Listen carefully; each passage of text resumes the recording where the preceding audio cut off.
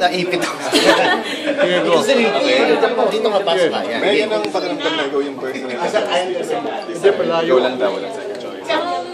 Siyempre po na-overwhelm ako kasi akala ko nagpaluktas na sila ng madami na hindi lang ako yung choice. So, nung nalaman ko, siyempre nakakataba ng puso yun.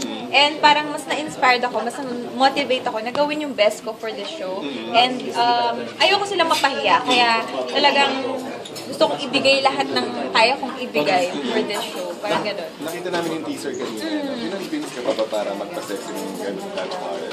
No, inilatag lang nila sa akin yung treatment of the story.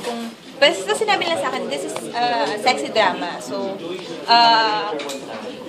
maganda naman yung story, hindi lang siya basta nang papasexy ka dito. Maganda talaga yung nilalaman ng buong soap na to. So, nung nakita ko, in-explain nila yung bawat ng character, na-appreciate ko siya. And feeling ko mati-challenge ako as an artist. Meg, gano'n ka-sexy itong sexy gagawin mo dito? Hindi ko masabi kung hanggang gaano ka-sexy kasi hindi pa kami umaabot sa point na yon. Nag-uumpisa pa lang kami ngayon. So, siguro, kung hanggang saan yung kaya ng TV, hanggang dun tayo. Kung ano yung kayang, lawak nung abot ng TV na sexiness. Is this the image na you saw for yourself being a sexy star or?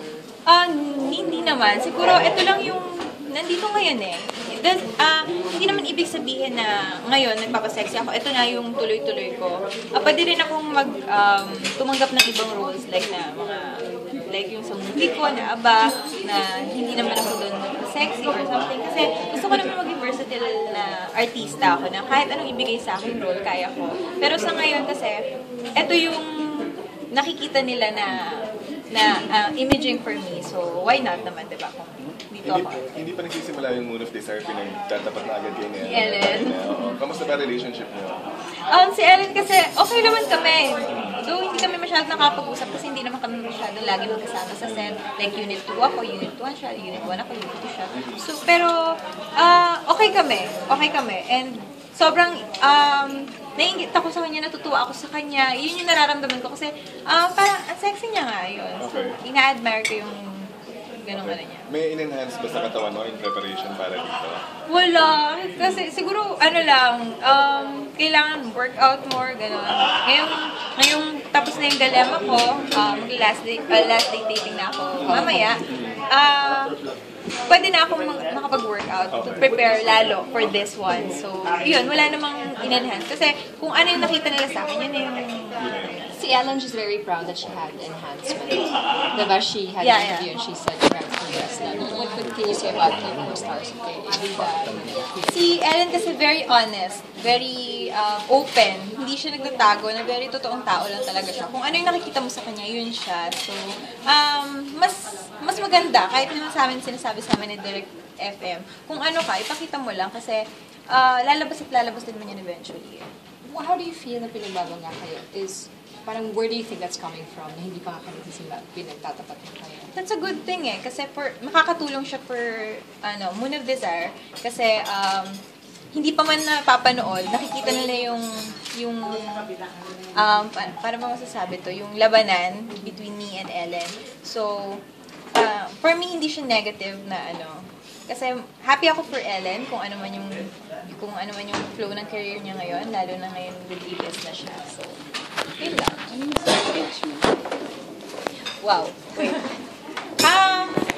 Siguro mas experience ako sa pag-arte. Kasi since hindi naman siya nag-umpisa sa pag-arte, diba? So ako, lumaki ako ng umaarte. So siguro yun yung pinaka-ano ko lang sa akin. Pero lahat naman kasi natutunan sa pag-arte.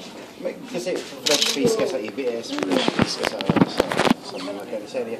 Ang unang tingin ng tao sa'yo, may kamukha ka. Ang kamukha mo daw si Denise Cornejo. Anong Natawa ko sa'yo lang. Hindi, kasi may mga, marami akong angulo kung iba-ibang artista. So, lang ako. Sino yung mga sinasabing kamukha mo? Wait, yan nga, may Denise. Wait lang. Marian, Judy Ann, Casey, madami. Hindi ko naman yung Chris Bernal.